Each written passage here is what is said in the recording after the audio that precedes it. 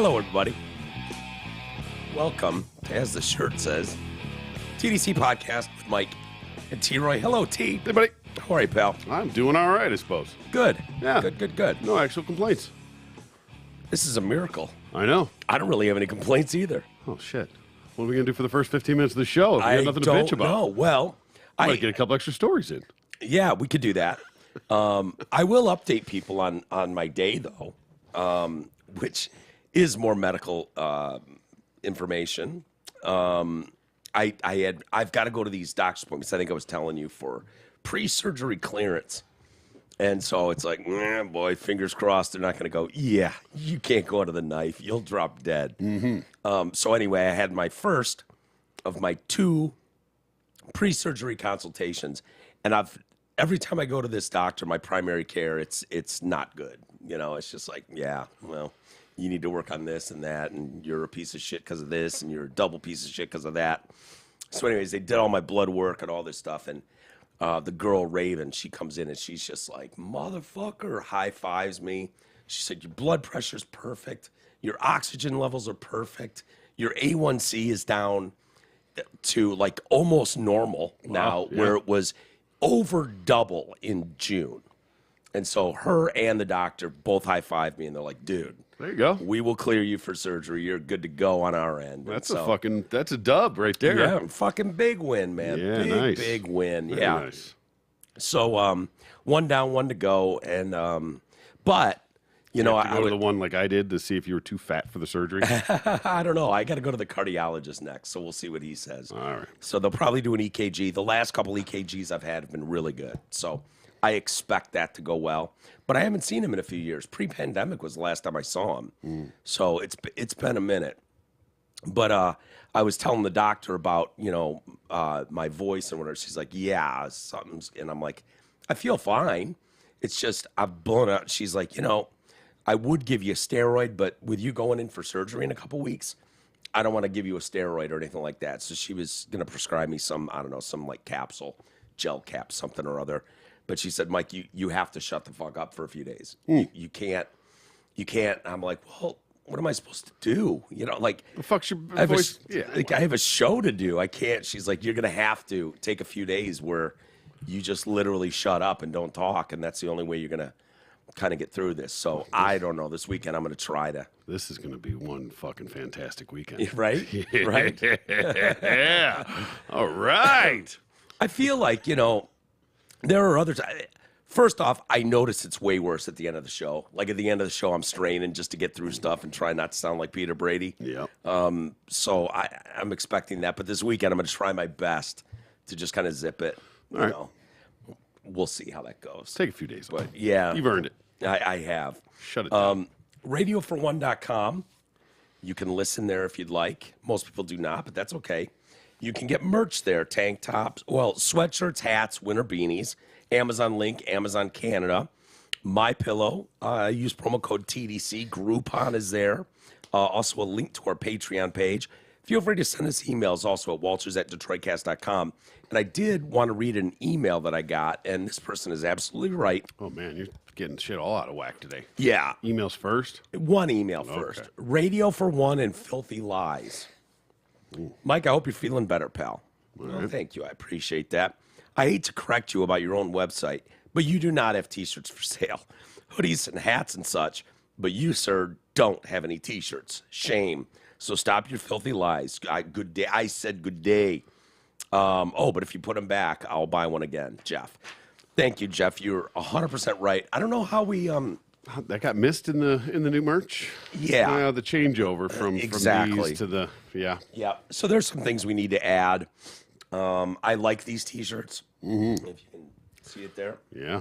I'm a big fan of these. They're comfortable, very comfortable. Very nice. So we'll definitely get those back in there. But you, Jeff, are correct. I did not mean to lie to you, but currently at this moment, T-shirts, which is probably what you need in there most, I would think so, yeah. are not in there. So you, sir, are a liar. I'm a liar.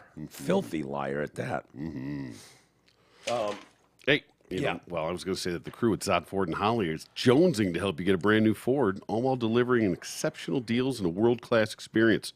Right now, you can lease a new loaded 22 F-150 Super Crew as low as $292 a month for 24 months, or a new jammed up 22 Explorer as low as $333 for 24 months. Plus, if you tell your friends it's Zott Ford, the TDC sent you. See, I made a note there. Yep. They're going to kick in an extra $500 worth of accessories at no additional charge with that new F-150. Zott Ford is still paying $2,000 over your appraised value when you lease or buy a new Escape, Edge, or Explorer, but only if you know the name of Eric Fady's favorite furry little critter, Tony. Finally, Gabar and the team are still going nuts and offering 0% financing on lots of new in-stock vehicles. So check out their voluptuous inventory and dazzling deals at dealsinthed.com. Lot to get to today. I have an All this article. extra time. Yeah, we got plenty of extra time. We just saved 10 minutes. No, I was reading an article in the New York Times, which I don't do often. Okay. But it was on one of my favorite subjects, transgenderism, J.K. Rowling. All right. Yep. And I thought it was interesting, so I'll read some of that to all of us. And, of course, it's got the usual backlash involved. Of course, so, sure. more coming out on the, as they say, evil and bitter gunmen at Michigan State All right. University. Yeah. You don't even realize how many people in our inner circle and surrounding area went to Michigan State. Oh, you know, yeah. lots of them. Yeah. And so it kind of hits them. I mean, I know people, with freshmen at Michigan State. So I was freaking out a little bit. Yeah. Yeah. Yeah, my doctor, the doctor I saw today, she went to Michigan State. Janet's daughter, Claire, is a freshman at State. Yeah. She was in the dorms. Yeah. She was there. Yeah. It's crazy. So anyways, he had 2 9mm handguns and 9 magazines filled with ammo on him. Police have confirmed that Anthony McRae did not speak to officers after being told to put up his hands.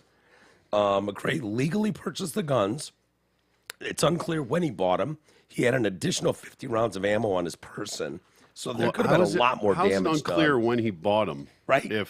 If they know they bought them legally. Right. I don't know. Isn't there, for handguns, isn't there a paper trail, I would assume? Registration and stuff? When I bought mine, they do a background check right there, and I got mine same day. So I don't know. I can't remember where I got it. Maybe what's one of those outdoor stores like Bass Pro Shop or whatever. Gander Mountain or one of those, something like that. And they were able to flip that right then. I was surprised. I thought there was going to be a 3-day wait. There wasn't. But then I had to take the gun up to Franklin, the offices, and register it right there. And they're like, thank you very much. I mean, it was easy. Yep. But it was like, this is my gun. I purchased it. Here it is. And I don't remember. It's been so many years. Took down the serial number or whatever. Yeah, and they just put it into the database. And exactly. That way, if that gun ever shows up anywhere, it's linked to you. Right. Exactly. And this was very important. If it ever gets stolen, you have to yes, declare that. Yes, exactly. So, so it doesn't make much sense as to why they couldn't figure out if it was legally purchased and this person went through the same thing I went through, and I suppose it could be different for other places. I'm certainly no expert, but it seems like they would at least know, like, well, even if they just said he registered it in 2019. He could have bought it 4 years earlier and not registered it, but then finally registered it. But you would think there would be some sort of trail. I would think so. That there's, yeah. I brought my gun home, and it wasn't like there was a knock at the door, like, hey, did you get that registered? Like, they don't know. No. I mean, no, they probably don't know. But I know, like, long rifles, you don't, shotguns, that kind of stuff, you don't have to register. Like hunting rifles, that kind of stuff. You don't. Yeah, but do you with an AR-15? Because that's a hunting rifle. I mean, it's I no don't- more powerful than a hunting rifle. It looks I don't know. It looks badass. Right. But it's just a sporting rifle. I don't think so. I think it's just small arms. And again, Yeah. I have no idea. But I think it's just like handguns, pistols Yeah. that you have to register like that. Yeah. Because That could rifles be. and shotguns, you don't have to. That could be. When I don't know. So officers were confident that there were no additional shooters, despite he had a note in his pocket that said something claiming he had like 20 others to help him. And they're like, yeah, we don't think that's real. Don't buy that. Yeah. Officials also confirmed that while the shooter left a note, they were still working to confirm the exact motive of the shooting. I hate when they do this. If you're going to tell us it was a note, tell us what the fucking note said. Yeah, let's just go ahead and put that out there what right now. He's dead. I don't give a shit what ramblings he had or what, but let us know what it said. Yeah. goodbye, cruel world. over. I never loved any of you. Fuck off. Whatever he said, I want to know. Or don't tell me there was a note left. But don't tell me like, oh, we all got to read the note. It's awesome. You would love it, but we're not going to tell you what it says. Don't worry. We feel better now having read it. Yeah. But you'll have to take our word for it. And maybe you're missing something that we could go, oh, yeah, that's a reference to a song from blah, blah, blah that he made. Here's what he's actually saying. Let the public help. But you got to let us know what the goddamn note said. Yeah, because I don't think there's much of an investigation going on anymore. I think it's pretty much open and shut. Yeah, exactly. So McRae was seen walking calmly close to his home in Lansing when officers approached. He didn't verbalize anything prior to shooting himself. Our detectives responded to a subject matching the MSU shooting suspect, McRae, who was walking. A short man in a baseball hat? Yeah, exactly. Exactly. They exited the vehicle, ordered him to show his hands. And so he was like, yeah, I got a gun. And then just boom, blew his head off. They also discovered a couple legal 9mm, one in his hand, another in his backpack. His two guns were legally purchased but not registered, with police confirming that a former prosecutor had chosen to negotiate. So this goes back to 2019. All right. He got caught with these guns. He had a gun charge, I remember. Yep. Exactly. It's a felony. But he was just given probation. Okay, so this is former Ingham County prosecutor Carol Seaman. Now, Carol Seaman, for those that aren't aware, is one of these George Soros-funded prosecutors that is soft on crime, super progressive, and was just like, no, let him out. Let's just throw him on probation. We don't need to charge him for the felony and keep him in jail. So they just let him walk in 21. Okay. And then he did X. Gotcha. So maybe it would have just been a wait for a few years if he went to jail for that. But yeah, he was given a year's probation, discharged in May of 21. Police are now investigating the motive, adding they are open to the suggestion that maybe he suffered from mental health issues. You think? Yeah, I mean, I think you go was- just blasting people. Yeah, I think there's definitely some mental health issues going on there. I was talking to my doctor about this very thing today because she was wearing Michigan State Nike tennis shoes, you know, kind of a solidarity thing, I'm assuming, but I know she went there. And we were talking about this, and I was telling her about our discussion yesterday about it's just not like people our age don't like we can understand taking yourself out, right? Like you, for whatever reason, life's not going the way you expected or wanted, and you decide to end things for yourself. Yeah. But the idea of going around the neighborhood and just shooting indiscriminately at people and murdering them before you take yourself out just doesn't register to people our age. And I was like, this has to be mental health. She really thinks it's more blaming parental units, like failing to do their jobs, you know? Dude's in his 40s. True. I mean, that he still had to be raised, but I mean, Yeah. But parents that, I think her point was kind of like, no parent wants to admit that their kid's a fuck. true. You know what I mean? Oh, yeah. Like, you're willing to overlook a lot of bullshit when it comes to your own kid. Yep.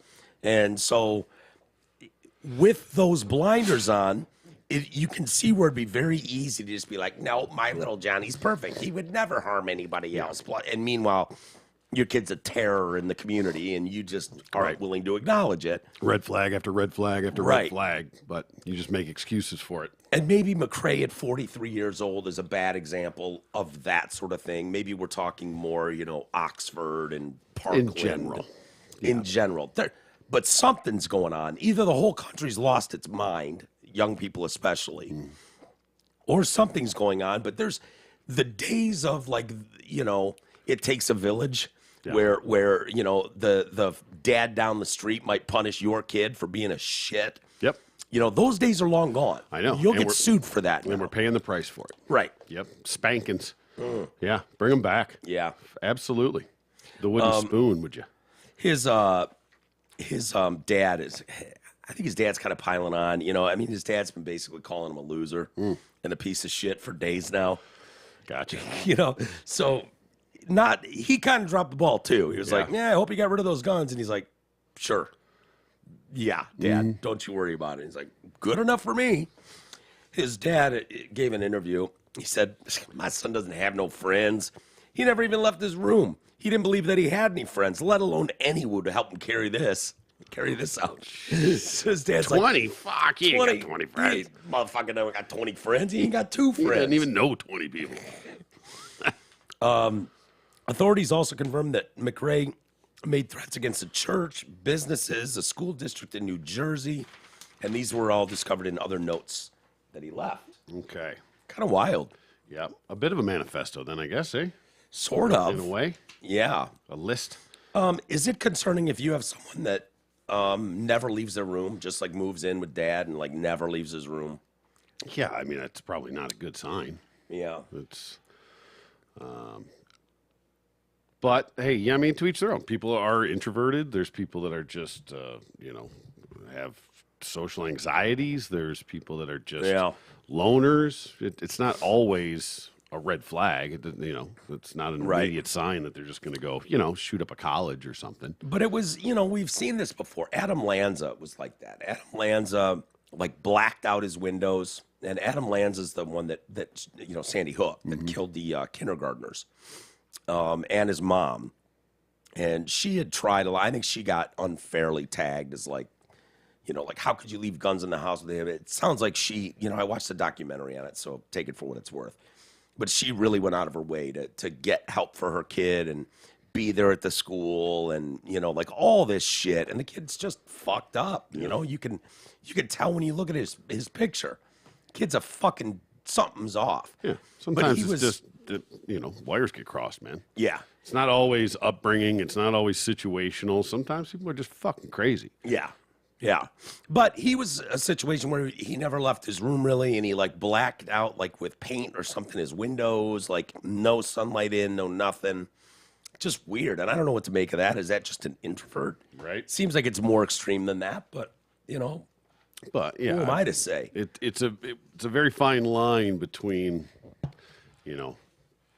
being concerned about somebody and actually having reason to worry. Yeah. That they're actually dangerous or a harm to themselves or others. Yeah. But it's gotten to the point, like, when I was talking to my doctor today, she was talking, and she was kind of leaning on the parents. And not all, situations are like parents only. Like, there's myriad reasons. But she was saying, I see it. She's got a kid that's like a senior and then one that's maybe a couple years younger. And she sees parents' behavior at their basketball games and their whatever events. And it's like, this dude's unhinged, and you can see their child act out. And it's like, well, the apple's not falling far from the tree. Yeah, you learn it somewhere. And she went like, yeah, stay on John's good side. John, I don't know his name, but he like, stay on fucking John's good side, okay? Because when this goes off the deep end, which if anyone's going to blow up the fucking school, it could be John. Yeah. You want him to fucking not shoot you because you kept cool with him. And that's kind of like, Yeah. I bet she's not the only adult telling her kid that. Yeah, you want to get that. Hey, don't come to school tomorrow. Gotcha. Yeah. Thanks, John. Yeah. Thanks, John. Appreciate that. Yep. Good looking out, buddy. Long weekend for me. Feel the cold coming on. Oh, Don Lemon's getting dragged today.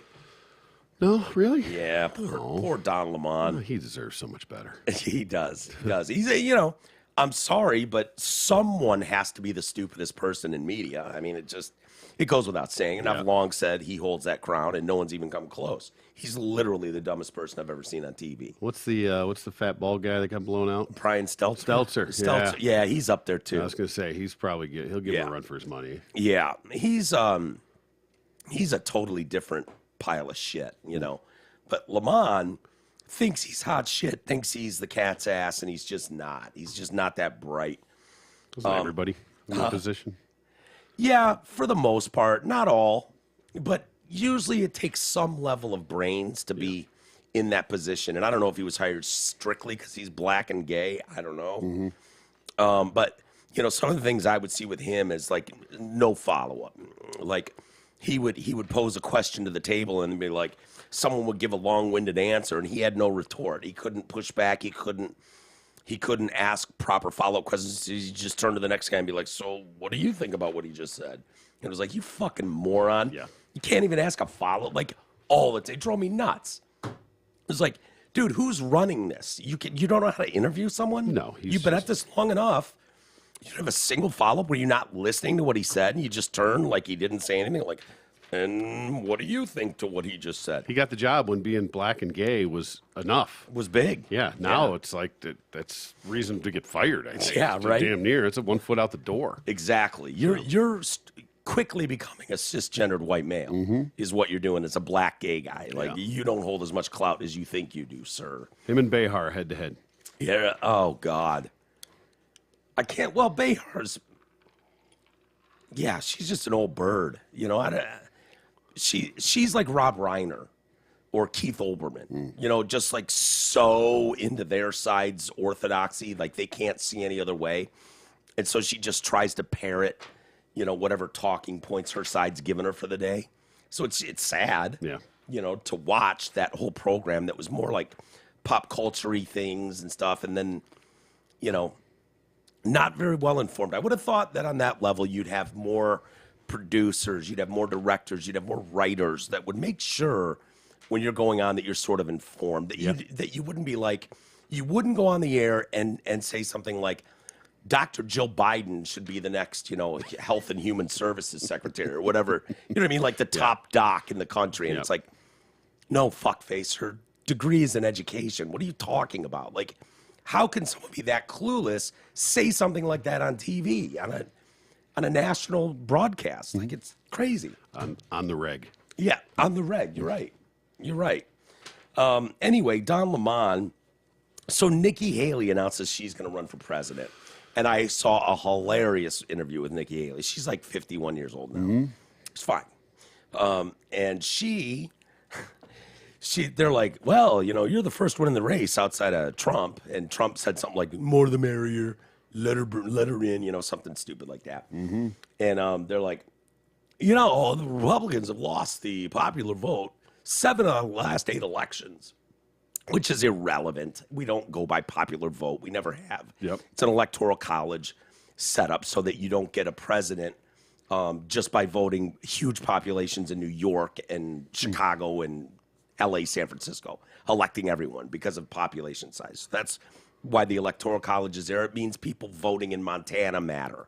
You know, you might not care about them, but their vote matters. And that's the way this brilliant system was set up. But she goes on to say... So isn't it basically the same, though, in a way? I mean, because based on population shit, they get so many votes, essentially. Yeah. So it's kind of the same thing. It's... Well... They're weighted different, though.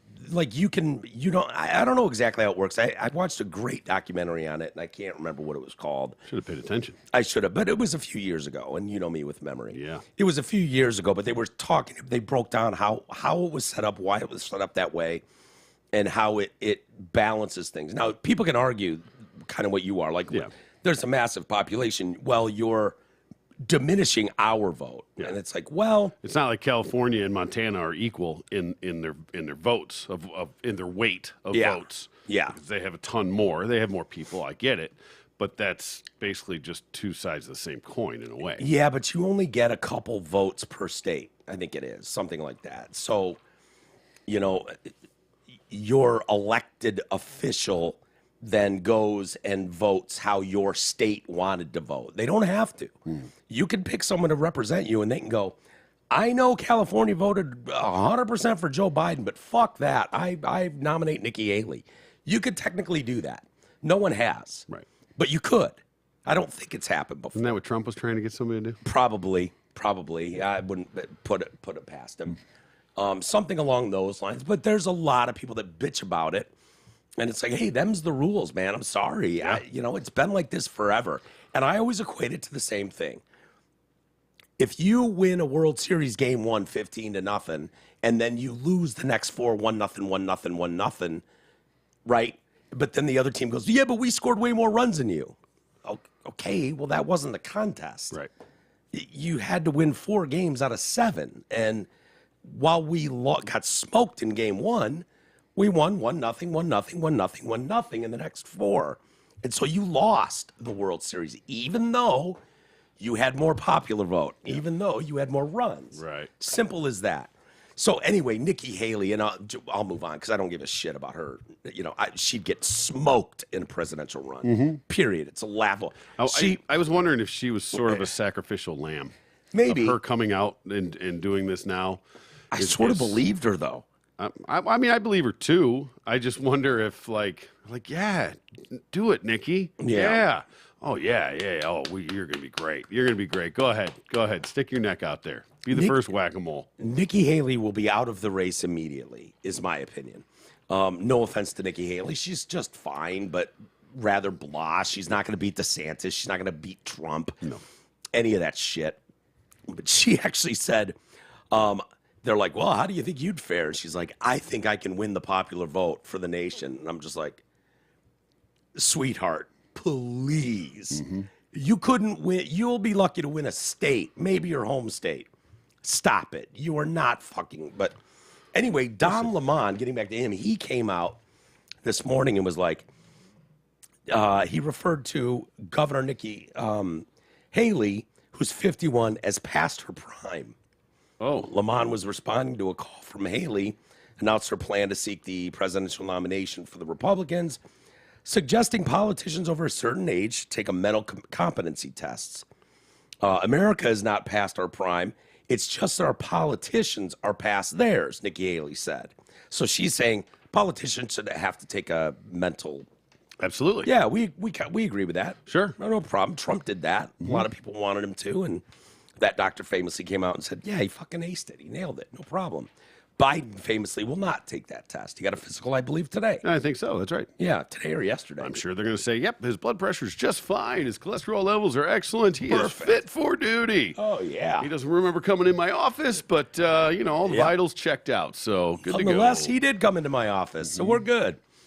So Don Lemon suggested Haley should be careful what she wished for, arguing because she's no longer in her 20s, 30s, and 40s. She's also past her prime. Okay. Ladies don't like to hear that. Don. Don. And he's sitting with like Poppy Harlow and whoever the other broad is on the set there, and they're absolutely at a minimum in their late 40s, maybe older. And he's like, "Oh yeah, birds past their fucking prime." And so they're like, "What are you saying? To like have kids, Don?" Or and he's like, "Hey, look, don't shoot the messenger. I'm just saying what the facts are." Google it. Everyone at home. When is a woman in her prime? It says 20s, 30s, and 40s. Don's 56, by the way. I know.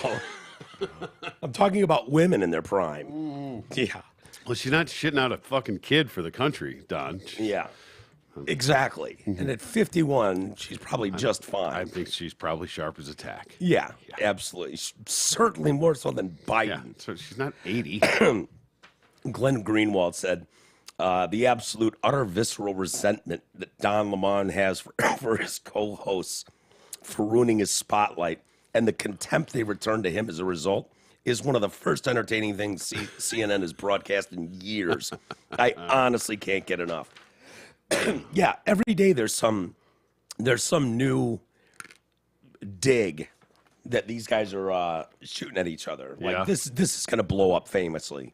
At some point, Don went this is from now a the prime morning time. show, right? Yeah, this is the CNN morning show, which is, he's like, hey, I've been promoted to the morning show. And they're like, yeah, okay, adorable. Don, whatever you need to tell yourself, fuckface. You went from having your own show in prime time on CNN to one you share the stage with in morning show time slot. Hey, keep working, man. You might make it into overnights. Yeah. Dare to dream, Don. Yeah, Don, dare to dream, buddy. Before long, you could be an afternoon weekend guy. Just, fingers crossed. Keep striving to be better, pal. A correspondent. Contributor. Yeah, he's going to be a contributor to CNN. He's boots on the ground guy now. He's standing. Right. He's following hurricanes wherever they go in the country. With fucking, we're holding you just for New Year's Eve. This now, Don. That's it. We don't want to waste you the rest of the year. Your New Year's is so good. Yeah, the only thing you did worth a shit on this network was getting blasted on TV and threatening to get your nipple pierced.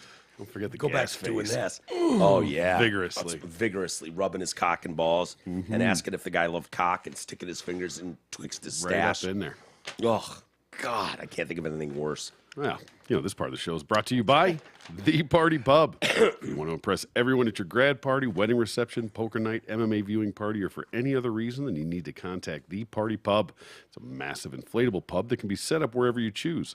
They also have all the best party games, beanbag toss, badminton, giant inflatable screens, axe throwing, and much, much more. Do not forget the salsa. You will regret it. Call Jeff L. Hefe at 586-524-6701 or visit thepartypubrentals.com and take your event to the next level. 10% discount for TDC listeners plus 2 free games. Love it. Those games are awesome. They are. Yeah, very cool. Very cool. Who doesn't love a good game? Yeah, games are fun. Games are I like fun. games. What was I playing with? Reed and Mad Dog. They would all play. What the fuck is it called? It's some card game, and boy, the kids get into it, and they talk shit and everything, and it's remarkable how much. Uno?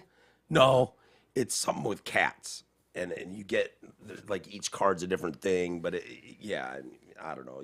Exploding kittens. Okay. Exploding kittens. All right. Never heard of it. Yeah, you get a bomb and it explodes and you die. Unless you've got a save sounds- card. Like there's all kinds of rules. Well, that and sounds shit. amazing. Yeah, it's actually a pretty fun game. As far as kids go, but. Man, I've never wanted to punch a fucking 6-year-old more in my life. Talking shit. Shit talking and winning. Oh, see, there's the difference. You know what I mean? Like Backing it up. You just got to sit there and Reed fucking backs take it up. He fucking carries receipts with him. Yeah. Backs it up. Shit talks. Gangs up on people. Uses people around the table to fuck you up. And he'd be like, coming after you, Uncle Mike. Told you. That's my goal. And I'm like, you little fuck. Called his shot, executed it flawlessly. Yeah. And then talk shit about it. Yeah. And so I want to punch him. That is the proper response, I think. Yeah. Yeah. I wanted Especially to to do a that. child. Yeah. Oh, yeah. Fuck that guy. Children aren't above being punched. Especially if they're being dick lickers. Hit him in the stomach so it doesn't leave a mark. There you go. Yeah, that would fuck him up. Tom Brady. And then they can't cry because you knock the wind out of them. Yeah, they just get that silent. Yeah. Yeah. Tom Brady is getting slammed today. Too tough. Let him go. Fuck him. Yeah, I know. What does he give a shit? Right. And I have no problem with what he said. So he's getting slammed on Twitter for what that's worth. Oh, boy. He had the balls to come out and say the Janet Jackson, Justin Timberlake wardrobe malfunction was a good thing for the NFL. Yeah.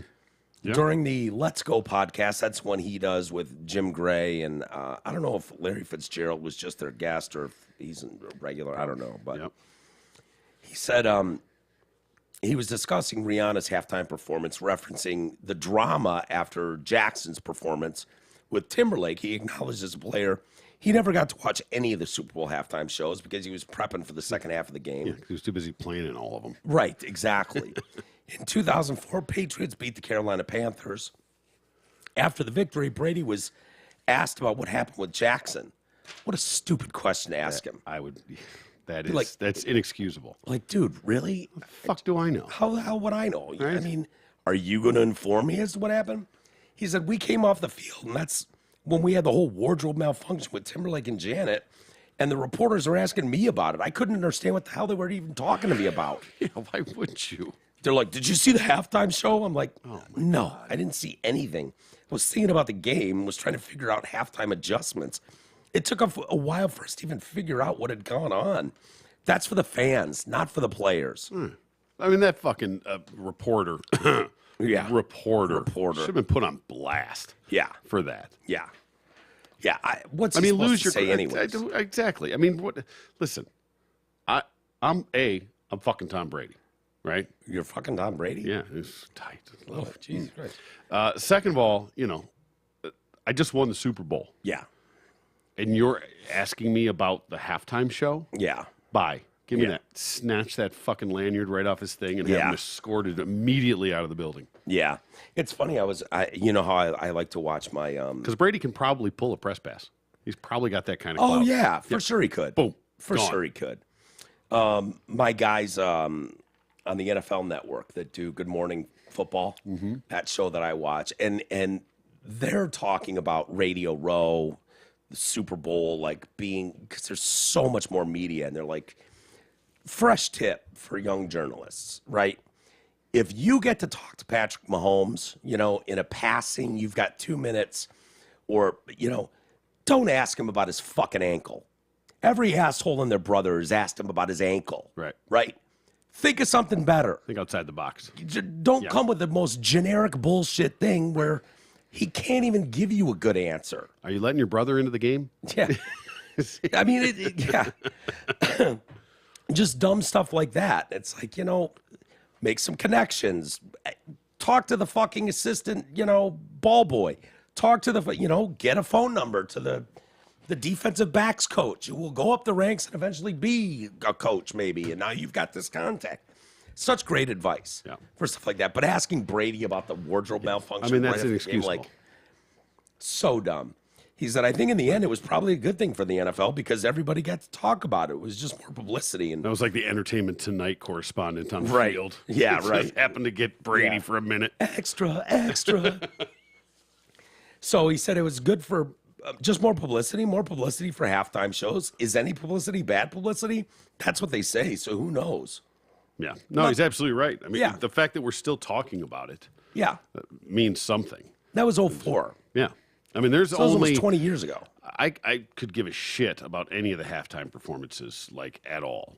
Prince's was pretty Prince's memorable. was spectacular. Yeah. And that was just based on merit. I mean, that was... Dude, when it's raining in the stadium during Purple Rain, I mean, like, God wanted that performance to happen. Yeah, exactly. You know what I mean? And beyond that, there's not a ton that even stand out to me. I did like what it was last year, I think, with Snoop and Dre and Eminem. And Eminem. Yeah. But that's probably just because it's fresh in my brain. I don't think that it was so amazing that I think it's just there because I just watched it, essentially. Katy Perry came out on that big, like, mechanical lion or something. Yeah, that was pretty good. I mean, that was decent. I can't even, like...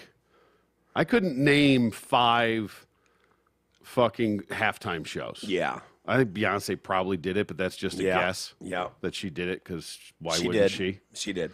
Stones, not that, or some, didn't they? Maybe. So they're not that long ago. Did the Who do something? Or I get these performances confused. Right. But Michael Jackson did it back in the day. The point is that that's one of the only, the only thing that you even remember about it was Janet's titty popping out. Right. It's not that the performance was so amazing. Yeah. Right. The only one that stands out for the actual performance was Prince. Yeah. Everything else is just bullshit. Yeah. And the fact that that's the only other one that even comes to mind. Yeah. Yeah. NFL, lean into it. Yeah. It was good for you. You can act like it wasn't. Right. And they'll have to say the sort of right like things. roids in baseball, Yeah. No, but thank you. Yeah. Thanks for keeping us on the front page of literally every paper in the country. So people, of course, can't let this go. Brady's a monster. People called him out for being shallow. Janet's career and legacy was nearly destroyed due to this incident. And the only thing Tom Brady can speak on now, after 19 years, is the publicity of the NFL. Fuck off, dude. Get a life. Honestly, he should be ashamed for treating Janet's trauma like that. Oh, Someone else jeez. said, calm down. I think Janet Jackson is just fine. Listen, anybody that thinks that was not 100% intentional and planned is a fucking moron. Why else would she have Why would she have her? pasties on? Why would she have her nipple covered up? Why would he just grab her thing and pull it down and this thing just happens to pop her titty out? Yeah. And she's, not, oh my God, and run off fucking stage. Right, No, right. my God, that was so planned. And I'm not sure the fucking NFL wasn't in on it. Maybe. Somebody somewhere along the line, you don't do that necessarily. 2004. Well, you don't do that necessarily just on your own. That show was getting progressively more uncomfortable for a lot of parents, right? It was a lot more gyrating and cock grabbing and vagine grabbing and dry humping. And so there were people that were starting to complain. I'll tell you the backlash that really had. That made our lives in radio miserable. That Janet Jackson titty fallout, which happened on TV, not radio, made everyone stop because the backlash was so strong Yeah. that we ended up in countless meetings. Lawyers from New York and D.C. flew in, and we'd have these big, we'd get done with a show, and then there'd be the whole morning show in a conference room with like a bunch of bigwig lawyers going through what you could and couldn't do. This is where it came out that you couldn't, bodily fluids were out. Like, you couldn't play a sound effect of someone taking a piss. Okay. Or shit hitting toilet water. Like that. And it was like, well, what about butt Mike? And that's where lawyers determined that since Mike voiced it, it became a character and a personality. All right. And so it was different than a bodily function, which is hilarious on its face. Hey, like you find the niches, the Right. loopholes when you need them. But the biggest bullshit about that time period was they would come down on Mark and I and be like, keep your guys in line. Like we would get, like they knew, and it was kind of an unwinnable and kind of impossible situation that program directors and general managers would put in. Yeah. When you've got a powerful morning show, you can't fire Drew and Mike. And Mark and I were smart enough to know this. Okay, so if something goes south, if something is said on these airwaves or played on these airwaves, they're going to shit can one of us. We'll be a sacrificial lamb, not Trudy Daniels, not Mike Clark, not Drew Lane. And so Mark and I would be like firing your assistant coach. Exactly. Yes. Yeah, let's fire the DB's coach. All right, move on. So Mark and I went to great lengths to talk to these lawyers like, okay, fine. Before we get held responsible for something we have no control over, because I have as much authority to tell Drew what he can say or not say as you do, which is fuck all and none. Technically, you have a dump button, don't you? He does have a dump button, and I've hit the dump button before. Drew's hit it when he thought he heard something off. But the fact is, we would get in discussions where it was like, I asked in that one meeting, can we say the N-word? And they were all appalled. And my point was, if I'm playing a Chris Rock fucking bit off CD, we can play Chris Rock saying the N-word. Yeah. Now what? I'm not saying it. I'm not saying anyone on the air wants to say it. I'm just saying we've always had to bleep, shit, piss, fuck, cunt, cocksucker, motherfucker, asshole. But, the N-word, if Chris Rock says it, was okay. If Dave Chappelle said it, it was okay.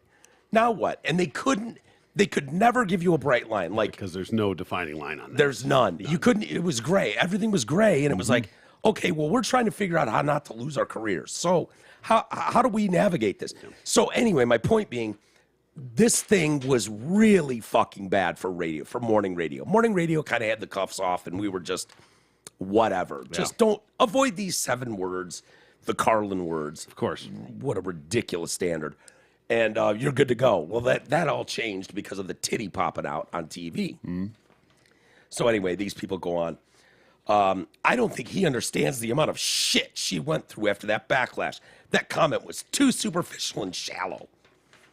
Just shoot yourself in the head, lady, whoever you are. Stop it. Fuck Just off. stop it. So, a black woman's career and reputation is damaged, and she was taunted for a number of years by the mainstream media. But you know what? It was good for the NFL. Clearly, too many knocks to his head. Oh, these people. These people drive me nuts. Do you know that I was looking at the Rolling Stone ranked the halftime performances, worst to best? Okay. Out of, 25, 30, whatever they got on here. Where do you think the Rihanna one ranks? It's got to be low, if they're being honest. I don't think the Rihanna one was very good. Well, that's what I'm asking you. I mean, in the scope of, let me go back up here and see how many this is. Well, it's at least 30, I think. What's the last one they have here? 30. or do they rank them all? 35. So 35 up till 35. And I'll tell you, 35, the worst is the Black Eyed Peas in 2011. Okay. I don't remember what the problem was with that. Nope. I do remember they performed. Okay, let me say this about Rihanna. Rihanna's performance was mostly shit. People say it was one of the worst lip sync jobs they've ever seen. That doesn't matter. Okay. She's probably high up on the list as one of the best ever because A, she's black, B, she's a woman, and C, she's pregnant. Yeah. So those things, you might not want to hear it. Add those factors in. Add those factors in, throw it in the blender, and you come out with a top 5 performance would be my guess. Not top 5, top 10. Okay. Yep. Which is bullshit. It was not top 10. Where would you like me to start? I'll count them down just to. Let's do the top 20. Top 20. Okay. So you're going to start at I 20? will start at 20. Okay. 2003, Shania Twain, Sting, and No Doubt. Yeah, I remember that one. Sure. 2021, The Weeknd. Okay. I didn't care for it. I'm not a Weekend fan. Yep.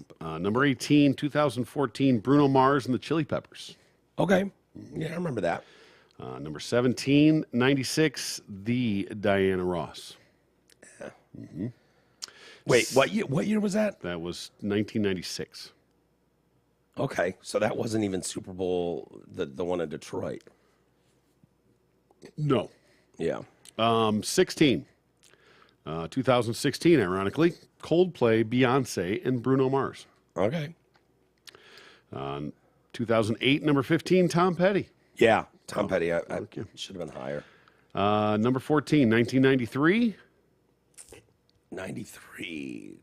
Was that the Stones? Michael Jackson. Michael Jackson. Okay.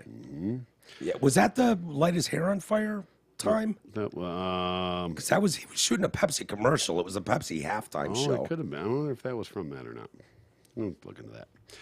2013, or I'm sorry, number 13, 2005, Sir Paul McCartney. Yeah, McCartney's great. Was. Number 12, Katy Perry and Missy Elliott in 2015. Yeah, didn't Brought need Missy back Elliott. out. Well, he brought her back out of retirement, basically. Yeah. Too big a stage for Missy Elliott. Number 11, The Stones, 2006. Yeah. Number 10, 2017, Gaga. Oh, Lady Gaga, yeah. The Gaga breaks into the top 10. Yeah. Number 9, 2012, The Who? Madonna. Madonna. Okay. Number 8, 2023. Rihanna. Yeah. All right, nailed it. The Belly. Number 7, 2009. 2009. Shit, I don't know. Bruce and the E Street. Ugh. Okay. Number 6, 2020. See, I would have said that was Katy Perry, but you already did that one. It's not Gaga. Nope. Tits and ass. And hips. And they don't lie. Hips don't lie. Oh, yeah. J-Lo and Shakira. Shakira. Shakira. Number 5. This is, 2001. I don't know. Aerosmith, Britney Spears, NSYNC, Nelly, Mary J. Blige. Yeah, I remember that. Holy fuck, that's a Yeah. weird combination. Yeah. Number 4, Dre, Snoop, M, Mary J., 50 Cent, and Kendrick Lamar. Okay. Number 3, Beyonce on her own, 2013. Okay. The Queen Bee. Yeah. Number 2, 2002. The band I swear that nobody actually likes, but everybody pretends they like. Who? U2. U2. Yeah. Yeah, I'm not a U2 guy. No, not at all. Okay. There's a few of them. U2, Bruce Springsteen. I've just never I gotten. might even like Bruce more than U2. Yeah, maybe. Probably. But Bruce, if you saw Bruce, like when he did Born in the USA, when I saw him, it was literally 3/4 of the way through the song before I recognized it was Born. Like, he's not doing them the way. And then he doesn't do Glory Days. Go fuck yourself. Come on, get over yourself. Yeah. And you'll never guess what number 1 was.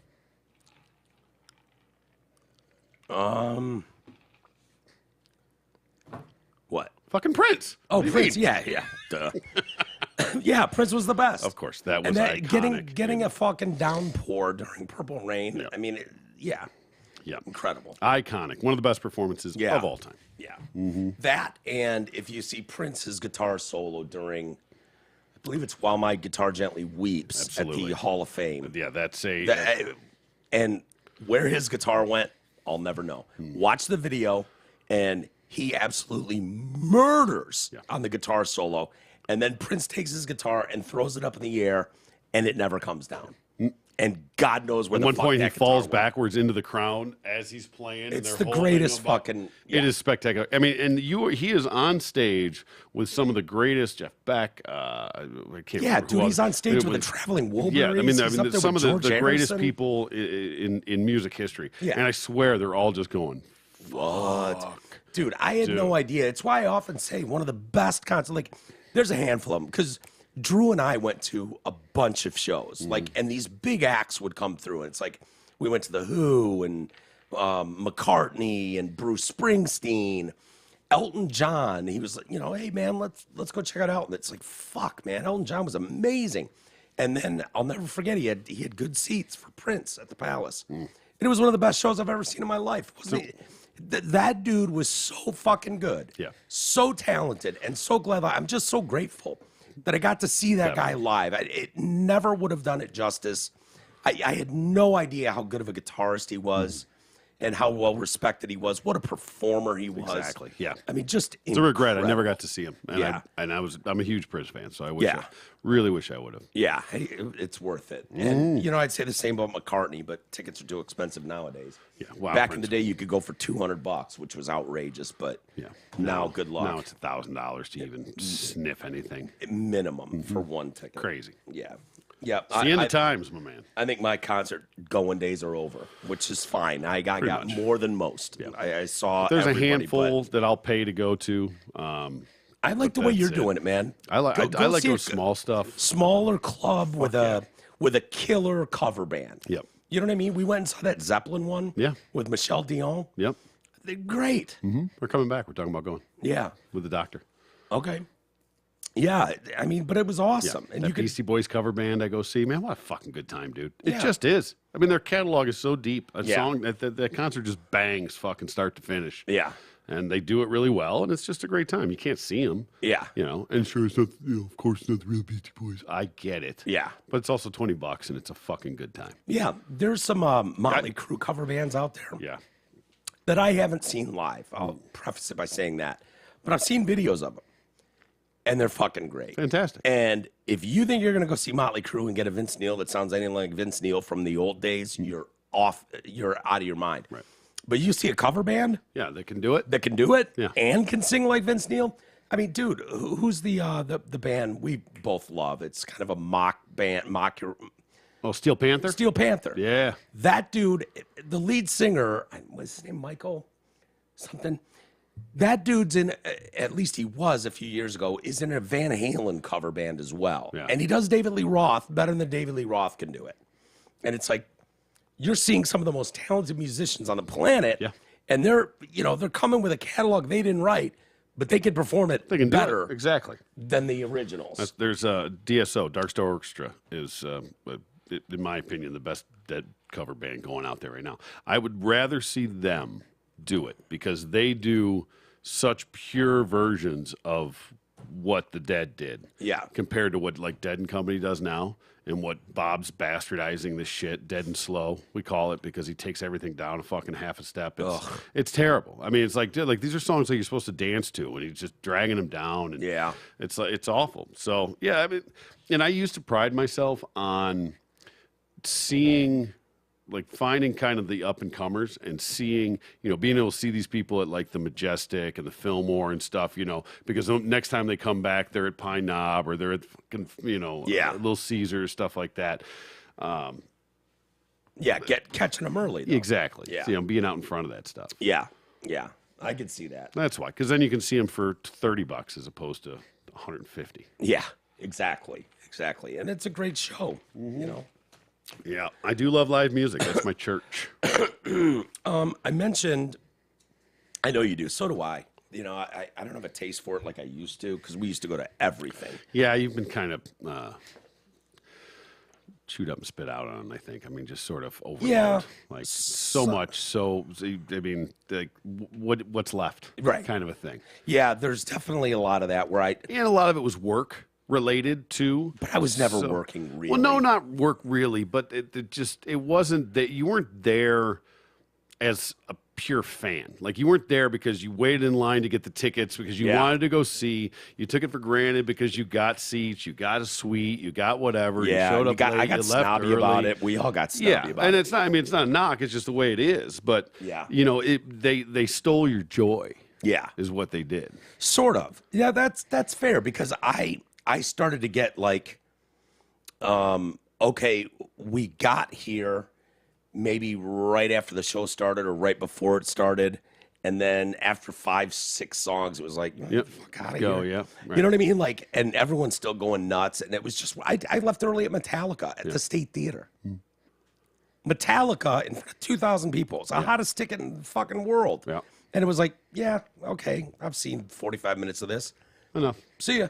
You know, like, you've seen Metallica a bunch of times. I've seen everybody a bunch of times. Exactly. That's kind of, yeah. It just sort of, the shine worn off a little bit. Yeah. It's different now, though. Good. It's different now. Like the few shows we've gone to, and we've stayed. Yeah. And, me, you, and Toots went to Primus. Oh, man, that was a good time. It's a good show. And it was cold as fuck and raining. And, didn't matter. No, but we stayed for that whole thing. And it's like they turn on the house lights and we're walking out. I haven't done that in years. Same type of thing with Buddy's Pizza. Buddy's used to bring pizzas into the morning show all the time. And it was like, again, with the fucking Buddy's Pizza. I don't care. And it took years before I could enjoy Buddy's Pizza again. Got the taste back. I got there, but there was a while where it was like, I'll pass. Right. I don't give a shit what the combination is. Oh, it's heart-shaped. Awesome. But it was just, you just worn out on it. Like anything. All right, I mentioned this New York Times article. It's by Pamela Paul. If anyone wants to read it, they've published an op-ed, so it's an opinion piece in support of J.K. Rowling and her views on transgender.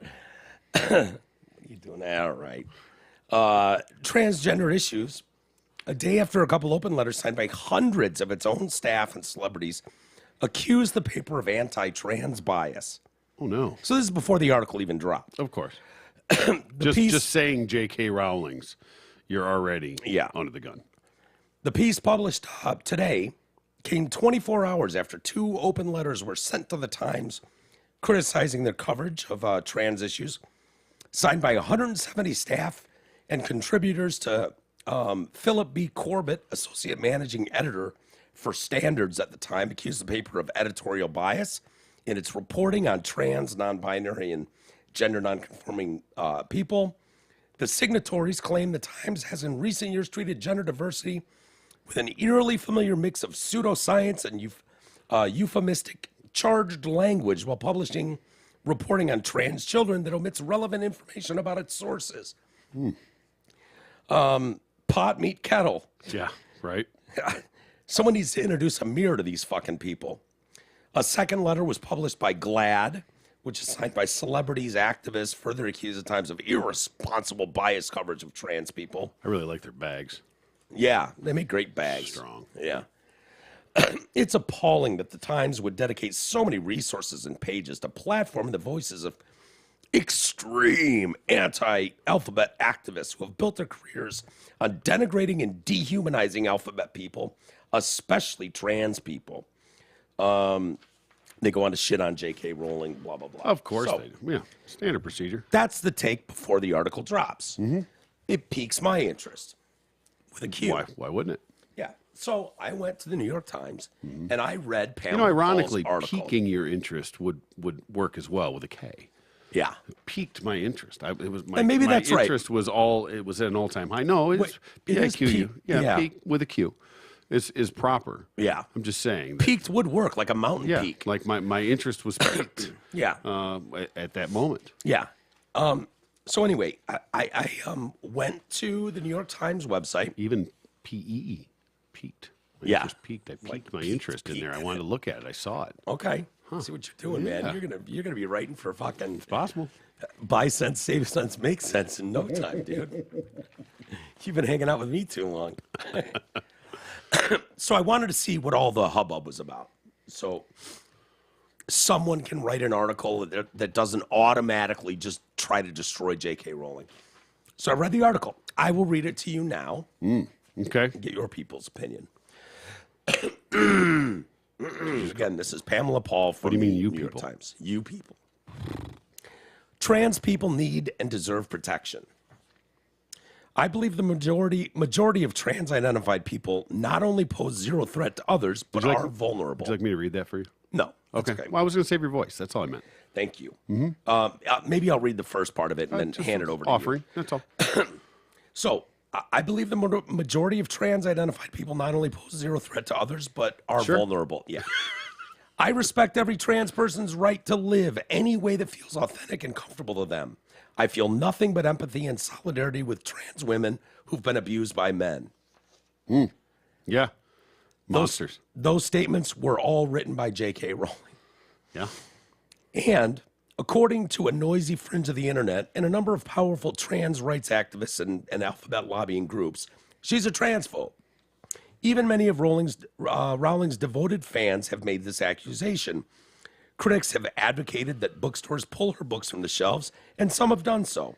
She has also been subjected to verbal abuse, doxing, threats of sexual and other physical violence.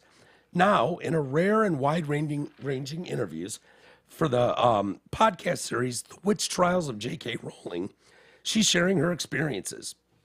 I've had direct threats of violence, and I've had people coming to my house where my kids live, and I've had my address posted online.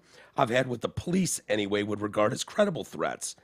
This campaign against Rowling is dangerous, and it's absurd.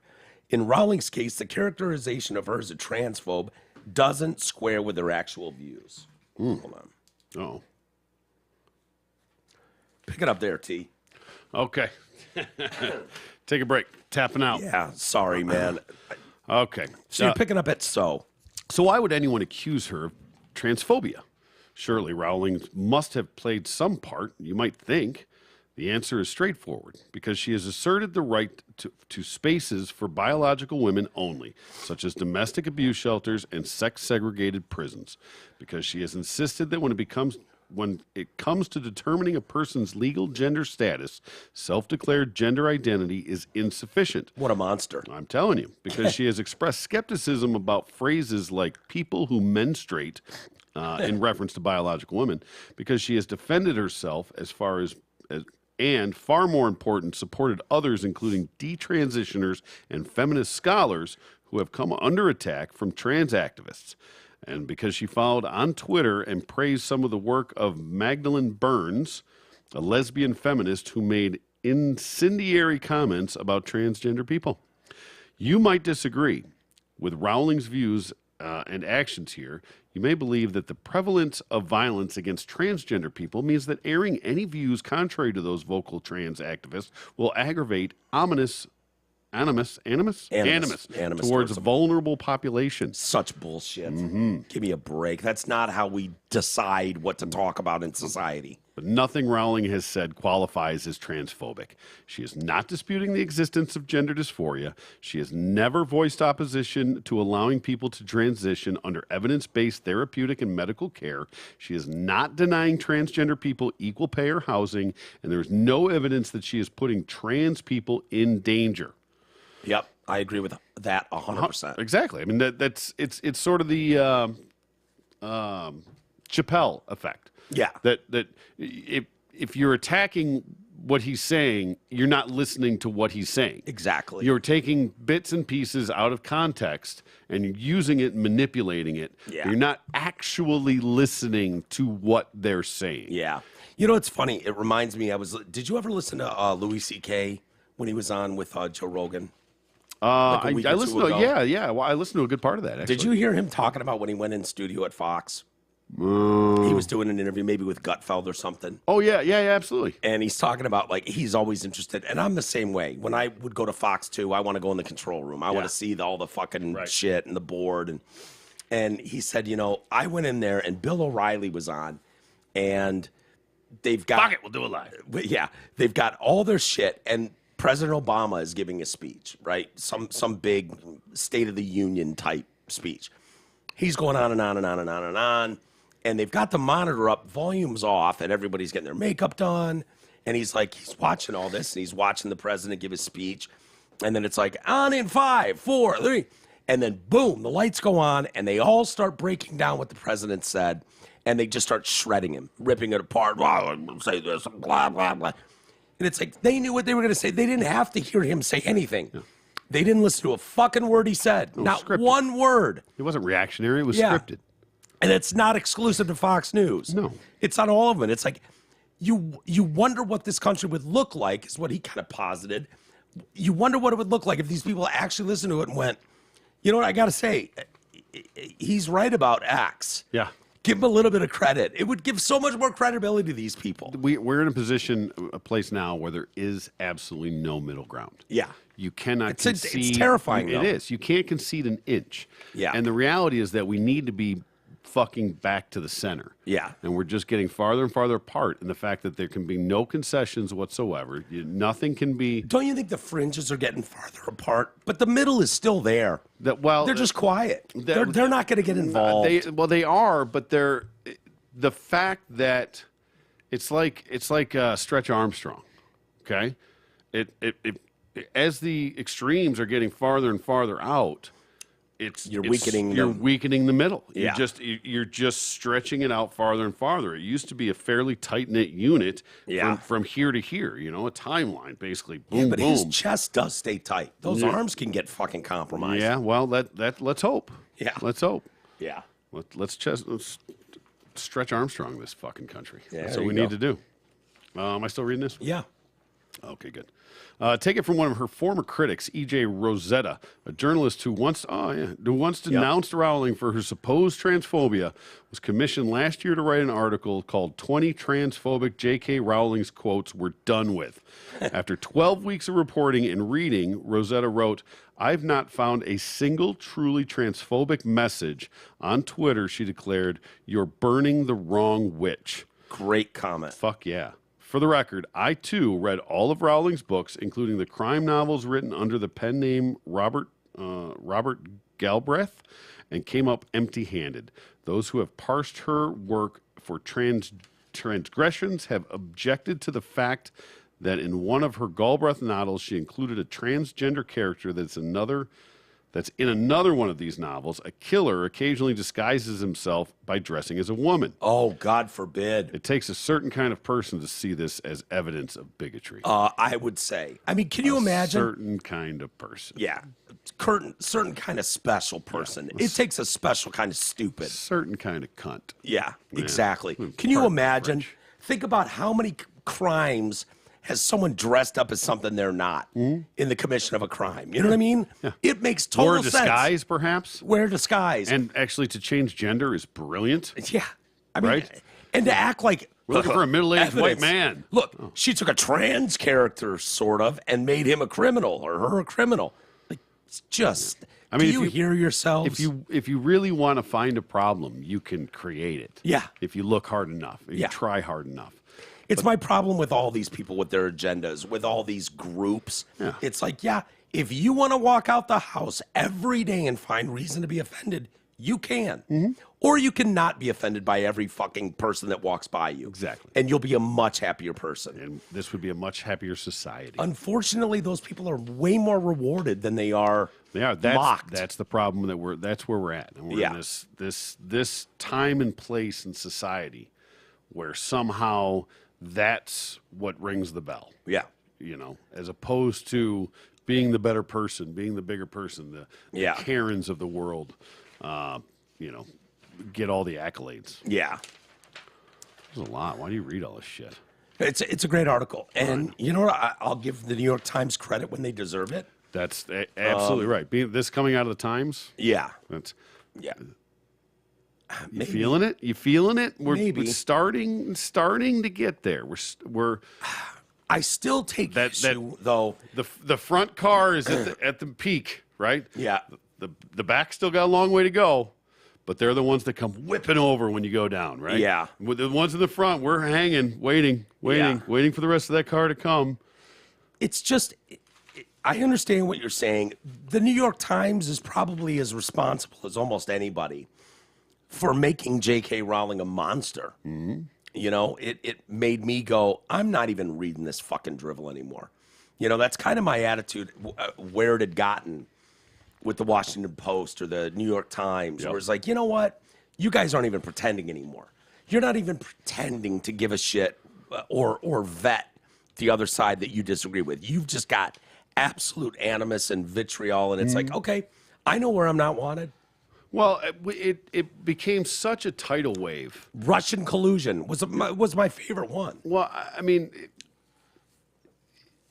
there were certain, you know, players that were driving this, but everybody else was sort of reactionary. This is my opinion of it, in a way. There were definitely, you know, driving factors in this, but everybody else is reactionary. Look at like late night television, right? All these cocksuckers in their monologues. Yeah. Once they realize that, oh, bash Trump gets my ratings, whether they believe it or not, it was irrelevant. Then it all just went that way. Yeah. Right. So there was such a tidal wave. I think going they that way. Some do. I don't believe all do. So that's. I don't think Jimmy Fallon believes it. Well, here's the difference. Colbert. Well, right. But my point is that everybody sort of just jumped on that bus, right? Rode that wave. That was where all the momentum was. That's where all the clicks were. That's where everything was going, right? Well, now some people are starting to realize, right? Now, the ones that are just fucking all in the Rob are all in. Reiners, Keith It doesn't Olbermans. matter. That's never going to stop. Yeah. Right?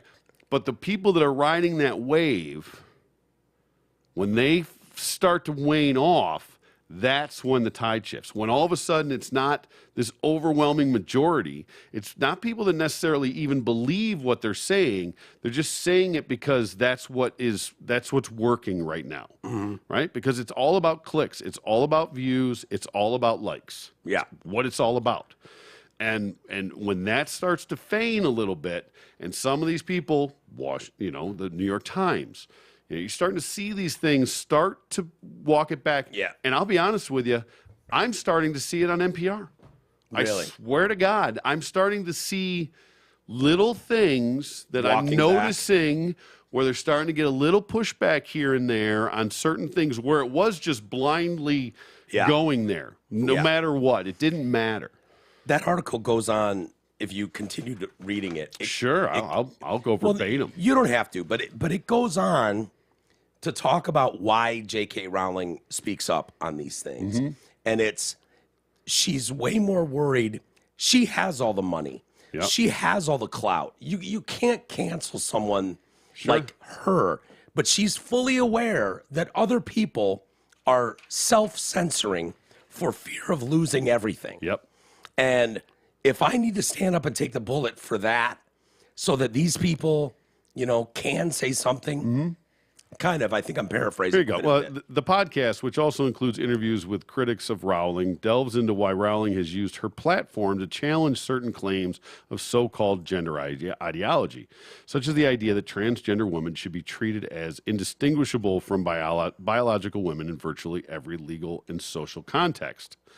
The pushback is often, you're wealthy, you can afford security, you haven't been silenced. All true, but I think that misses the point. The attempt to intimidate and silence me is meant to serve as a warning to other women with similar views that may also wish to speak out. She says other women have told her they've been warned. Look at what happened to JK. Yeah, 100%. Right. Yeah. I think some people are scared to speak out on this debate because when you do speak out, you're often wrongly branded as transphobe or a bigot. Rowling has used her privilege to attack a vulnerable. A lot of people think that Rowling has used her privilege to attack a vulnerable group. She said, but she sees herself as standing up for the rights of a vulnerable group.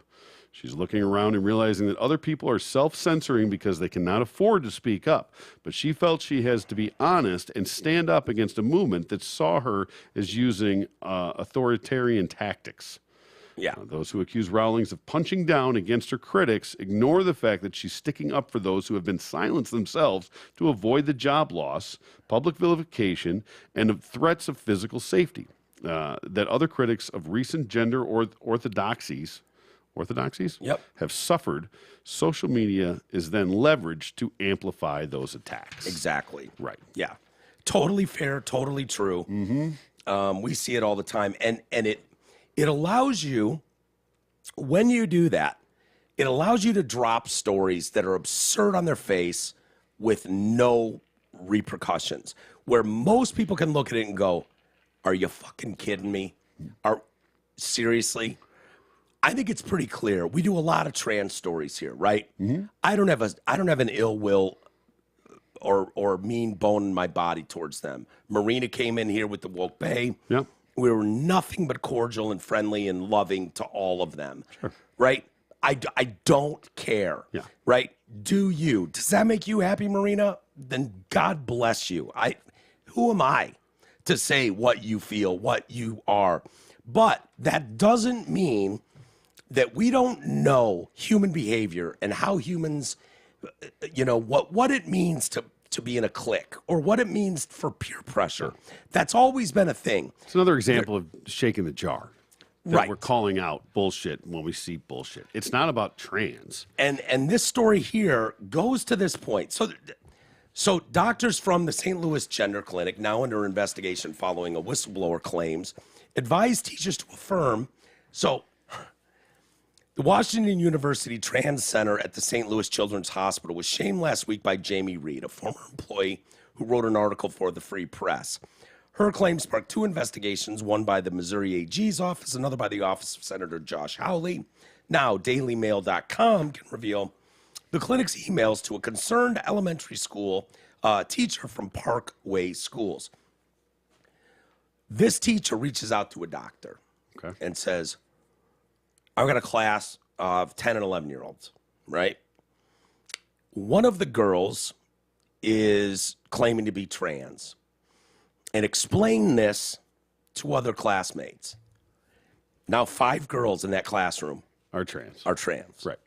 And what do? I'm afraid I want to do what's right.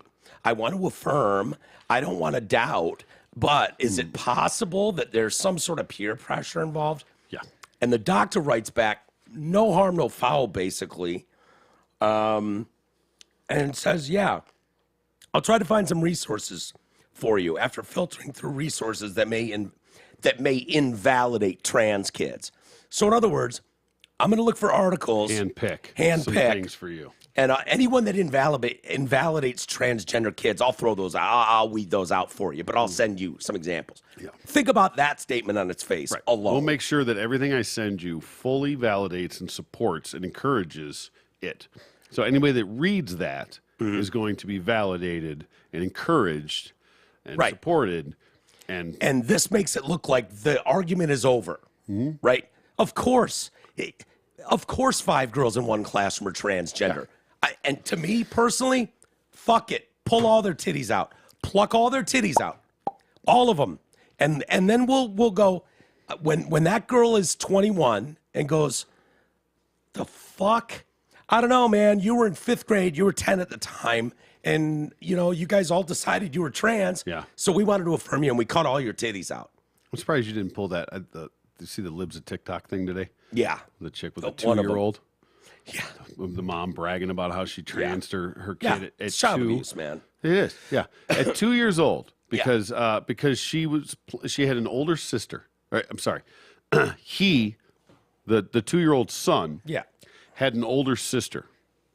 And the son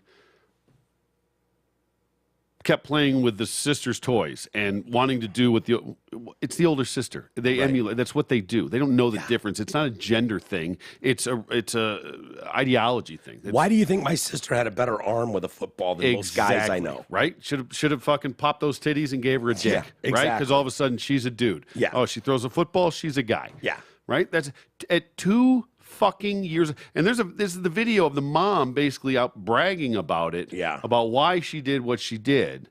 It got to the point where the dad was like going to coach t-ball or something, and she's like, the only way they could get the girl to go to t-ball, the boy, was to let her wear her little dress and shit or her leggings under her uniform, and the second the game was over, she could rip that stupid boy's uniform off, and you're talking about a 2-year-old, 3-year-old. Yeah, but that wasn't coerced at all. Exactly. I mean, listen, I'm not saying it doesn't happen, but this was Over the top. She played with dolls. Oh, because the older sister is playing with dolls, and the kid wants to play with the older sister. Yeah. And is playing with dolls and all. I mean, it's like fucking insanity, man. Insanity. So yeah, there's a real issue going on.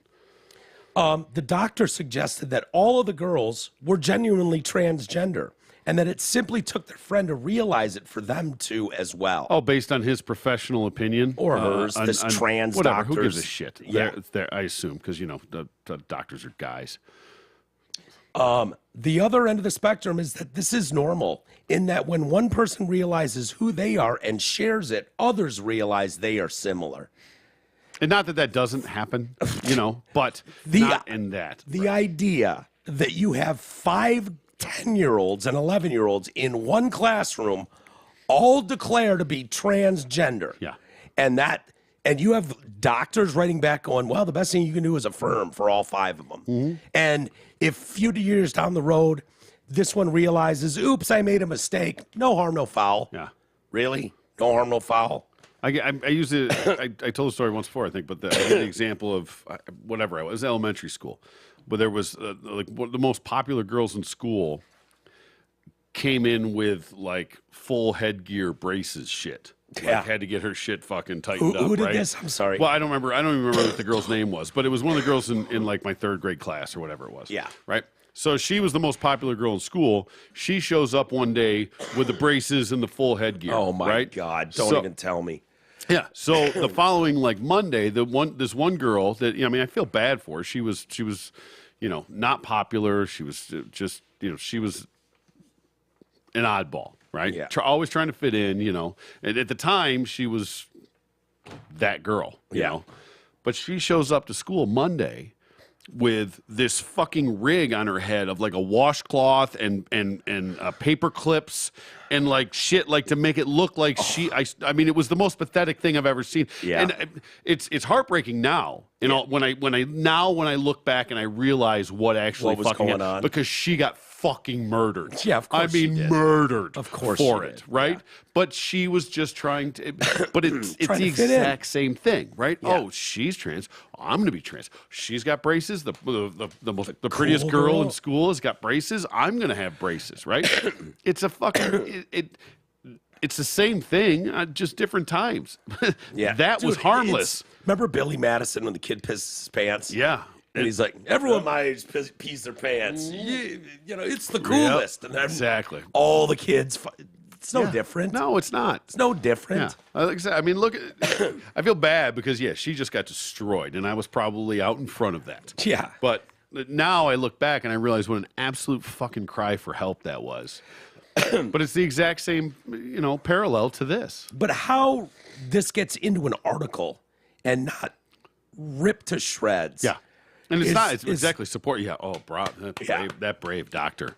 And- Fuck that teacher. And Jamie Reed, the one who wrote the Free Press article, not the Detroit Free Press, but she was responsible for patient intake at this trans place from 2018 through November of 22. In her article, she says she took the job with the intention of saving trans kids, but that she believes what is happening amounts to permanent harm on young, vulnerable children.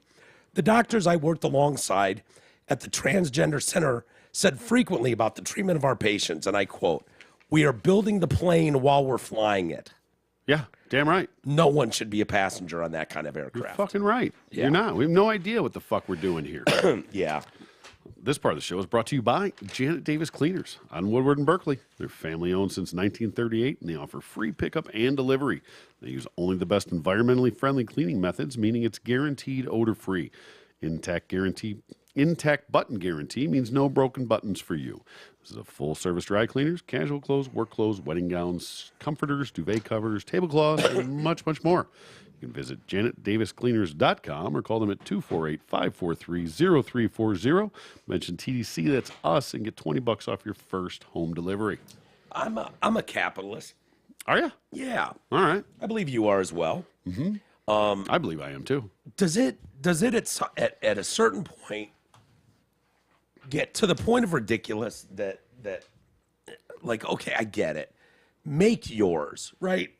And that used to mean CEOs made, 5 times as much as their employees. Yep. Not 10,000 times more than their employees. Right. Right. It's gotten way out of whack. Going, an athlete signing up hundreds of millions of dollars in a contract to play a game, and part of me goes, well, that's capitalism at work. You know what I mean? Like that's what you get. If that many people are going to support it and buy it and they can make theirs. But at some point, it's gotten so lopsided that it's just to the point of absurdity, ridiculousness. There's forced capitalism, too. It's not. Yeah. What do you mean? Well, I mean, that like sports, as an example. Yeah. These contracts. Well, people don't really have a choice. You're telling me that these players nowadays are the money that they make in comparison to the average income are this much better than the athletes that played 40 years ago? No. 40 years ago, 50 years ago they made a regular salary doing what they did. Yeah, they had jobs in the offseason. 30 years ago they made 2 or 3 times what they did, so they didn't have to work another job. They could just do what they do. Now, I don't even want to do the math on what the exponential fucking of it is. But it's not reflective of reality. Like the growth that these salaries and things it doesn't follow any metric. No. It's taken its own fucking course. Okay, fine, you want to talk the TV contracts, the money, that kind of stuff. Well, listen, that money it doesn't equate. Ticket prices and the shit that we talk about that are going up, it's leaving the regular person behind. Yeah. To the point you can't go see those concerts anymore. No. Because you just can't. I was reading, Forbes came out with their list of top entertainment earners in 22. Okay. Okay. So they revealed their list, which included musicians, TV series creators, and some actors, directors. 10th on the list was rapper Bad Bunny. Okay. My God. Okay. Puerto Rican rapper Bad Bunny. Yeah. 28 years old. Earned $88 million from 2 tours. Wow. Endorsement deals and the movie Bullet Train. Mm-hmm. That's the 10th place spot. Yeah. 9th was Taylor Swift, who raked in $92 million. She didn't even tour. It's just from past album sales. Yeah, just recurring fucking income. She was the only woman to make it in the top 10, by the way, in 2022. Way to go, T-Sizzle. James Cameron, whose long-awaited Avatar sequel has topped the box office for a week. He came in 8th. $95 million in earnings. For a movie? Yeah. Basically? Yeah. Plus, he's got a recurring income from all the other shit that he's done, too.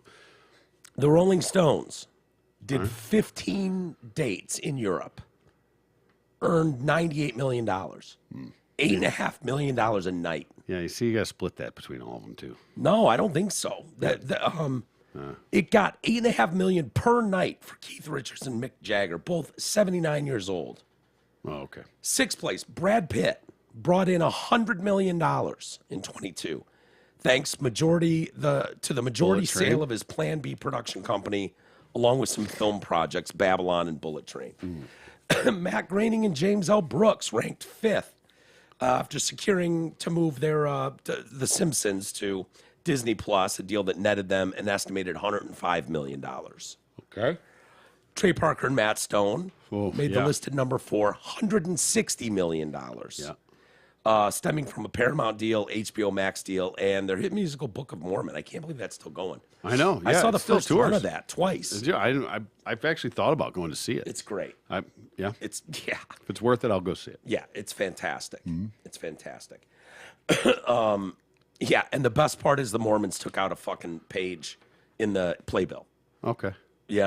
Hey, we know they're having fun at our expense, but if you'd like to actually know more about our religion, please follow up at blah-blah-blah.com. Fair enough. Fucking balls, man. That's great. Like, to take out an ad, a full fucking page in the playbill. Brilliant move. Smart. Love them. Do what you got to do. Yeah. So, I can't remember recruiting for the Mormons is too hot and heavy these days. Right?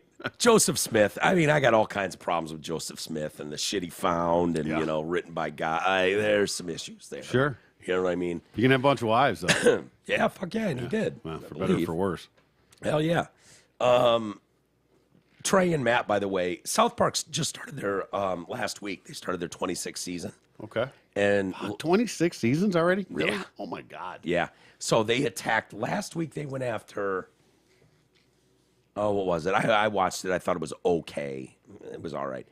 Last night they dropped a new episode where they apparently eviscerated Meghan Markle and Prince Harry. All right. It fucking went after them hard. Maybe we can watch it after the show. I haven't seen it yet. Cool. But there was a dozen stories in the press today that I saw. They were like, oh, Hey, nobody's off limits, man. That's Yeah. the beauty of it. yeah, big That time. is absolutely the beauty of it in its purest form. Number 3 on the list, Tyler Perry, who brought in $175 million from a number of different projects. Yeah. Well, he's got his own. He's doing his own studio now. He's doing it like his whole own production company and all that. So Yeah. all these things are just coming through his channel. So Yeah. he's just getting a piece off the top of everything. Sting sold his entire music catalog, both as a solo artist and with the Police. That got him $210 million. Oh shit! All right. Phil Collins, number 1 on the Forbes list. Wow. $230 million in earnings in 1 year. Isn't he about to fucking kick it? Yeah. Too? That's Yes. right. He's just cashing in before he goes. I guess. Smart. He sold most of his catalog to Concord Music Group. Close. What the fuck? What do Yeah, you mean? it wasn't bad. Come on. I nailed it. What are you talking about? Because he Go does back, it. Go back and check the fucking tape, dude. I nailed it. He does it. He doesn't. Yeah, that's fine. I swear. I'm just saying. I can notice the difference in the pattern. Jesus Christ. The pitter pat pattern. Fucking drum snob. There you go. See? All right. You Feel missed better? a final. Do. All right. I'm going to shut this off right now. Fuck you. We're done. But at some point, doesn't it get to the point, like it's so obnoxious Yes. now, Yes. where it's like, you know what? I get it. I believe in capitalism just like everybody else and earn what you can earn. And I'm not saying you cut people off at $500,000 a year. But when we're talking about hundreds of millions of dollars a year and you make up such a tiny percentage at the top that holds all the power, all the wealth, all of everything. And it's like, you know what? There's just so many people below you. And I'm not talking about I'm just talking about in America, which is, dude, if you make 30 grand a year, which is poverty level in America, that puts you in the 1% of the planet as far as like Right. for money, okay? Yeah. So being poor in America is like being rich as fuck anywhere else on earth. Sure. But still, it's so obnoxious. The disconnect is so great. And getting greater. And getting greater. And there's no sign of it slowing down. No. At some point, you think they're going to have to run out of, like, at some point, even the rich are going to go, you know, I'm not paying $10,000 to go see a fucking band. Not doing Maybe. it. And when that time comes, then it may self-correct. And you know, is it just businesses? You know, Bank of America buys up all the suites at a stadium because, I went to the Cardinals game. There was no way G is like, dude, do the math. Me and you go and bring Marshall and Amanda, the warden. Dude, you're talking about thousands of dollars. Yeah. By the time you buy decent seats, park, eat, all that. I mean, even especially what family can afford that? You can't. That was my point earlier Yeah. about how these salaries, and so now ticket prices are, because even that's only fractional to what the income and the revenue is. You know, they have to keep them somewhat in line to keep people in the seats, but to get their concessions and everything else that goes along with it, and the parking Yeah. and all the other bullshit that goes with it. But it's creeping up to the point where, I mean, it's been for years that it's just not a reality. Yeah. You know, I'll go to baseball games all the time because there's 80 fucking games. Right. You know, it's cheaper to go to that. You go to a football game when Forget it. there's only 8 home games. Well, Yeah. okay, then you got to make your nut in 8 fucking games. It just doesn't add up. They really don't even have to because of TV deals. Well, and, I you know get what I mean? it, Bundling it all and sharing that wealth. Okay, well then they're getting why are richer by the second? Then why are prices going up so fucking ridiculous? Because they're greedy as shit. There you go. I mean, it's as simple as that. The owners are still going to make theirs. Mm-hmm. You know, That's why exactly. I mean, these things that used to be worth a few $1 million, these franchises, yeah, are now worth billions. dude. That story I watched on the Lakers dynasty or whatever when when what's his name bought it for $12 million. Yeah, it's and we're not insane. talking about 1901. We're talking Right. about 1979 or something. Yep. And Jerry Buss paid like $12 million for it, and that came with the stadium, and everything involved with the Lakers organization came with the stadium and a fucking mansion with acres of land in Los Angeles for that $12 million. Think about that. That franchise is worth what now? $10 billion? Yep. Something's off there. Definitely. And I know like hardcore capitalists go, fuck you. That's America. You don't like it, move somewhere else. I get it. Yeah. But at some point, it's when is enough enough? Have you heard this the difference between a million and a billion, with the seconds? I saw it not too long ago, and it hit me. Yeah. Like sometimes, I mean, you know it, you understand, like you get it, okay, but sometimes it takes something to really to make it sense. The magnitude of difference between a billion and a million can be illustrated with an example of this time scale. A million seconds is 12 days. Yeah. A billion seconds is 31 years. Yeah. Fucking think about that. I mean, let that fucking sink in for a minute. Yeah. A million seconds is 12 days. A billion seconds is 31 years. Yeah. It's crazy. Yeah. And just for the record, a trillion seconds, Oh, it's got hundreds of years. 31,688 years. Yeah. Someone's getting close. Right. Someone's going to be a trillionaire in our lifetime. I mean, from a million being 12 days, you're talking to a trillion being 31,000 years. Yeah. That sort of opened my eyes to like what really the fucking difference, that divide is. It's crazy. Yeah. It's Big crazy. time. Insane. I don't know where it goes. I suppose it's Luckily, money's not a real thing, so it doesn't really matter. true. There's truth to that. It'll be interesting to see. All great empires fold. Yeah. They get too greedy. They won too many wars, and we are not immune to that. At some point, something's going to give. Yeah, the dam's going to break. Start flying balloons over your country, shit like that. Yeah, Scoping right. you out. Yeah. Derailing your trains. They don't know if they'll ever find that debris. By the way. Amazing. So Incredible. incompetent. I can't even stand it. Did you even try? That's on par with the withdrawal from Afghanistan. Yeah. Dude, I've so bad. I've heard people say the withdrawal from Afghanistan was inevitable. There was only one way it could go, and that was it. Fuck no. Bullshit. No. No. You did not need to create 15 Hold star on. families. Listen, there's a difference, right? That us withdrawing and the Taliban taking over immediately and taking their country back, yeah, that was inevitable. Oh, That's yeah. fine. I don't even have a problem with it. Yeah. You figure out your own shit. Let's not confuse the fucking facts here about how that went down. Yeah. It's not about the fact that they took control over. Yeah, that was inevitable. Yeah. Good, get the fuck out. We're back. Yeah. No, the fact that you got rid of Bagram and did this shit out of fucking Kia is... Dude, the other one was a private airport buttoned up to China that we had control over. Like, if you would have just stopped, set up security points at that airport that backed up to China, Bagram, was it? Yep. Yeah, none of this happens. The problem is you went out of this other airport that was public. Yeah, it's just a there was public no airport. security. Exactly. Everybody Like, showed up all right. there and fucking including bombers. Yeah. We could relitigate this whole thing, no. but it's comical to think that there wasn't a better And by the way, you get all the people out that you wanted to get out before the militaries takes their last step on that ground. Period. End of story. No, last one out fucking jumps on a plane, fucking Throws lights a the grenade. match, blows the shit up, and we're gone. Bye-bye. See ya. Yeah. Not coming back. This was prosecutable. Yeah. Fucking Yes. level incompetence. Exactly. I couldn't can believe what I was hearing. I can only hope. I mean, I couldn't believe there was someone arguing like, well, that was really the only way it could go. I'm really? sorry. You can't believe that?